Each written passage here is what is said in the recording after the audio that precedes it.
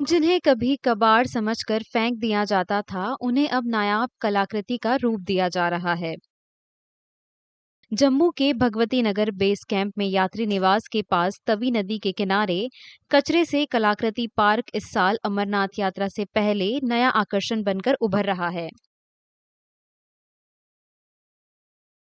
यहाँ बेकार हो चुके धातु से स्टैच्यू ऑफ यूनिटी से लेकर ताजमहल तक आकर्षक प्रतिकृतियां बनाई गई हैं। उम्मीद है कि ये शहर आने वाले सैलानियों को आकर्षित करेंगे।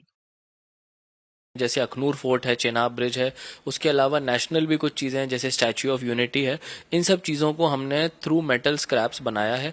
ये metal scrap Jammu municipal corporation के वेस्ट मेटल के थ्रू और बाकी जो सोर्सेज के थ्रू लिया गया है। साथ साथ इसमें ग्लास बॉटल्स का भी कई जगहों पे इस्तेमाल किया गया है। अभी हम लोग बेंचेस और बाकी जो रीयूजेबल टायर्स होते हैं उनको भी इस्तेमाल करके पार्क में यूज़ करेंगे।